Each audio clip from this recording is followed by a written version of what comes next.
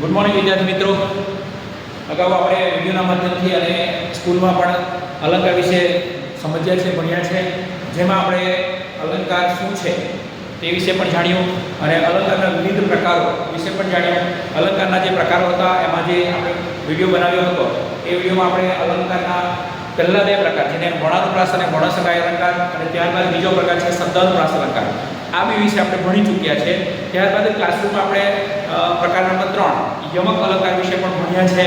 તો આજના વિડીયોમાં આપણે હવે જે બાકી રહ્યા છે બે, જેમ કે આંતરપ્રાસ અલંકાર, જેને આપણે પ્રાશાક્ય અલંકાર કહીએ છીએ, અને બીજો જે પાંચમા નંબરનો પ્રકાર છે જેને પ્રાસાનુપ્રાસ અથવા તો અંત્યનુપ્રાસ અલંકાર કહેવાય છે, એના વિશે જાણવાનો પ્રયત્ન કરીશું, સમજવાનો પ્રયત્ન કરીશું.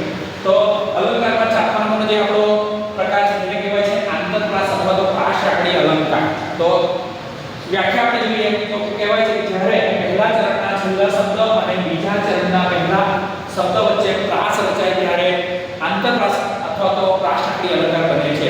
વિદ્યાર્થી મિત્રો, આ વ્યાખ્યા પરથી આપણે અનુમાન લગાવી શકીએ કે આંતરપ્રાસ અલંકાર એ હંમેશા કેવો રહેશે? પંક્તિ સ્વરૂપે રહેશે, જે પંક્તિના બે ચરણો રહેશે.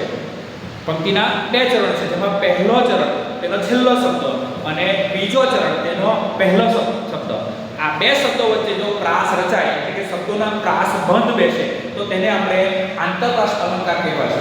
હવે આંતરપ્રાસ અલંકારને પ્રાશાક્ય અલંકાર કેમ કહે છે તો એ પણ જોઈએ કે વચ્ચે રહેલા બંને શબ્દો વચ્ચે, કે વચ્ચે એટલે કે પહેલો ચરણનો છેલ્લો શબ્દ અને બીજા ચરણનો પહેલો શબ્દ, આ બે બંને વચ્ચે એક શું કહે છે કે બંને શબ્દો વચ્ચે પ્રાસ રચાતો હોવાથી સાંકળ જેવી રચના થાય છે, માટે તેને પ્રાશાક્ય અલંકાર પણ કહેવાય છે. એટલે ટૂંકમાં વિદ્યાર્થી મિત્રો, જે પંક્તિ હોય એ પંક્તિમાં બે ચરણ હશે, અને બે ચરણમાં પહેલું જે ચરણ છે તેનો છેલ્લો શબ્દ, અને જે બીજી જે પંક્તિ છે બીજો ચરણ છે તેનો પહેલો શબ્દ, આ બે બંનેના શબ્દોનો વચ્ચે જો પ્રાસ રચાય તો તેને આપણે આંતરપ્રાસ અથવા તો પ્રાશાક્ય અલંકાર કહીશું.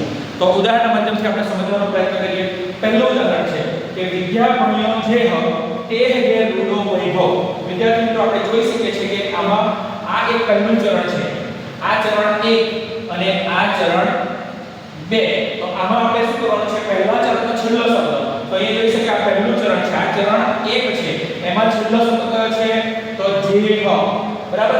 ત્યારબાદ બીજું ચરણ છે, આ ચરણ નંબર 2. તો ચરણ નંબર 2 માં પહેલો શબ્દ, તો તે શું છે? તે હ.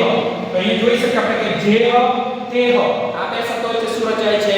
પ્રાસ રચાય છે. એટલા માટે આને પ્રાશાક્ય અલંકાર અથવા તો આંતરપ્રાસ અલંકાર કહેવાય છે. બીજા ઉદાહરણમાં જોઈએ કે જાણી લે જગદીશ શીશ સદગુરુને નામી. તો અહીંયા પણ જોઈ શકીએ કે પહેલો ચરણ એનો છેલ્લો શબ્દ અને બીજા ચરણ જેનો પહેલો શબ્દ જગદીશ શીશ, તો આ બે શબ્દો વચ્ચે પ્રાસ રચાય, માટે આને કહેવાય છે આંતરપ્રાસ અલંકાર અથવા તો પ્રાશાક્ય અલંકાર.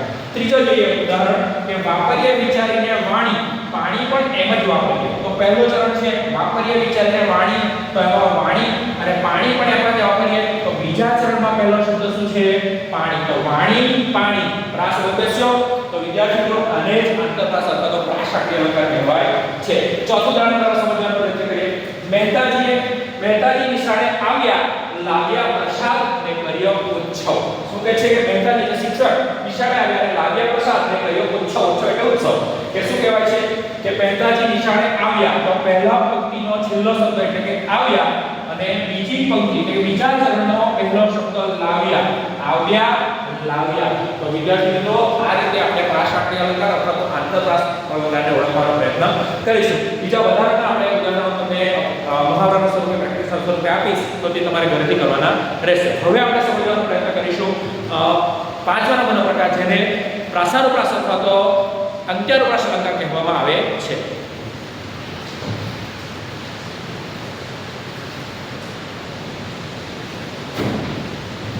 વિદ્યાર્થી મિત્રો, આપણે ચોથા નંબરનો જે અલંકાર શીખ્યા, ત્યારબાદ પાંચમા નંબરનો અલંકાર છે અંત્યાનુપ્રાસ અથવા તો પ્રાસાનુપ્રાસ અલંકાર. આપણે જોયું કે આગલા અલંકારમાં કે પંક્તિ સ્વરૂપે છે, તો આ અલંકાર પણ પંક્તિ સ્વરૂપે જ હોય છે, અને આમાં પણ જે રીતે પેલામાં પણ પ્રાસ આપણે જોયા કે બે શબ્દો પહેલા ચરણના અંત્ય અને બીજા ચરણને શરૂઆતમાં.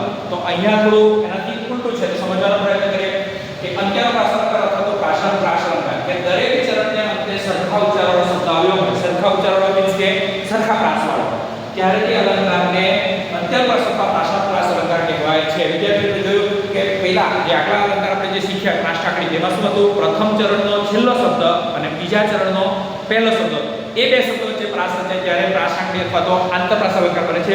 જ્યારે અહીંયા શું કીધું છે કે દરેક ચરણને અંતે, એટલે આમાં એકથી વધારે પંક્તિઓ પણ હોઈ શકે. આંતરપ્રાસ એટલે કે પ્રાસટાકડી અલંકારમાં બે જ પંક્તિ હશે, પણ અહીંયા એક બે થી વધારે પંક્તિ સ્વરૂપે પણ હોય. પણ જેટલી પંક્તિ હોય એ પંક્તિનો અંતે એટલે કે છેલ્લો શબ્દ જો સરખો ઉચ્ચારવાળો હોય, એટલે કે સરખા પ્રાસવાળો હોય, તો ત્યારે તે અલંકાર આંતરપ્રાસ અલંકાર અંત્યાનુપ્રાસ અલંકાર અથવા પ્રાસપ્રાસ અલંકાર બને છે. બરાબર. હવે જોઈએ કે આ અલંકારના ચરણને અંતે પ્રાસ હોય છે. બરાબર. પહેલા ચરણને છેલ્લે અને બીજા ચરણમાં શરૂઆતમાં. જ્યારે આમાં દરેક ચરણને, એક ચરણ હોય, બે ચરણ હોય, ત્રણ ચરણ હોય, દરેક ચરણને અંતે પ્રાસ હોય ત્યારે તે અલંકારને આપણે પ્રાસપ્રાસ અલંકાર અથવા તો અંત્યાનુપ્રાસ અલંકાર કહીએ છીએ. કે પ્રાસવાળી કવિતાઓનો સમાવેશ આ અલંકારમાં થાય છે. કે વિદ્યાર્થી મિત્રો, આપણે જે ગુજરાતી વિષયમાં જે કવિતાઓ ભણીએ છીએ એ કવિતાઓમાં પણ જોઈ શકીએ છીએ કે છેલ્લા શબ્દને વચ્ચે પ્રાસ પ્રવેશ હોય. જેમ કે આપણે જે અષાઢ કાવ્ય જોયું તેમાં જોયું કે એમાં એવી તે કઈ ભૂલ, એ તો ફાગણ કેરું ફૂલ, એમાં તે કઈ ભૂલ. તો ફૂલ અને ભૂલ જે અંતે છે તો એના વચ્ચે બે શબ્દો વચ્ચે પ્રાસ બંધ છે. કે એ તો ફાગણ કેરું ફૂલ, એમાં તે કેવી સી ભૂલ. તો ફૂલ અને ભૂલ એ બે શબ્દો વચ્ચે પ્રાસ બેસે છે. તો હંમેશા પ્રાસવાળી કવિતા હોય ને તેમાં આ અંત્યાનુપ્રાસ એટલે કે પ્રાસપ્રાસ અલંકારનો સમાવેશ થયેલો જોવા મળે છે. ઉદાહરણ પહેલું ઉદાહરણ છે કે જેની જશોદા માવરડી ચરાવે ગોકુળ ધાવરડી. જોઈ શકે વિદ્યાર્થી મિત્રો, આ એ પહેલી પંક્તિ છે તેનો છેલ્લો શબ્દ અને બીજી પંક્તિ છે એનો પણ અંતિમ શબ્દ, એટલે હંમેશા અંતે હશે અને અંત્યવાળા શબ્દોનો જો પ્રાસ બંધ બેસે તો તે અલંકારને આપણે અંત્યાનુપ્રાસ અથવા તો પ્રાસપ્રાસ અલંકાર કહીશું. જેમ જોઈ શકીએ કે જેની જશોદા માવરડી ચરાવે ગોકુળ ધાવરડી. તો માવરડી, ગાવરડી આ બે શબ્દો વચ્ચે પ્રાસ બેસે અને બંને શબ્દો ક્યાં છે? આ ચરણને અંતે. બીજું એક ઉદાહરણ કે પાને પાને પોઢી રાત તળાવ જમ્યું કહેતા વાર. તો મિત્રો જોઈ શકીએ છીએ આપણે કે પાને પાને પોઢી રાત તળાવ જમ્યું કહેતા વાર. તો રાત વાર બંને શબ્દો છે શું? પ્રાસ બંધ બેસે છે અને એ પણ ક્યાં? ચરણને અંતે. માટે એને કયો અલંકાર કહેવાય? અંત્યાનુપ્રાસ અથવા તો પ્રાસપ્રાસ અલંકાર કહી શકીએ છીએ. ત્રીજી જોઈએ પંક્તિના સ્વરૂપમાં છે કે સહુ ચલો જીતવા જંગ યુગલો વાગે યા હોમ કરીને પડો ફતેહ છે આગે. તો મિત્રો જોઈ શકે છે આમાં કે પ્રથમ ચરણ એટલે ચરણ છે, એ ચરણનો અંત્યનો શબ્દ, બીજા ચરણમાં પણ અંત્યનો શબ્દ વાગે આગે. તો વિદ્યાર્થી મિત્રો, છેલ્લા શબ્દો બંને જેટલી પંક્તિ હોય, એક હોય, બે હોય, ત્રણ હોય કે ચાર હોય, તો જે દરેક પંક્તિ, દરેક ચરણને અંત્યનો શબ્દ વચ્ચે જો પ્રાસ બંધ હશે તો તેને આપણે પ્રાસાનુપ્રાસ અલંકાર અથવા તો અંત્યાનુપ્રાસ અલંકાર કહેવાશે.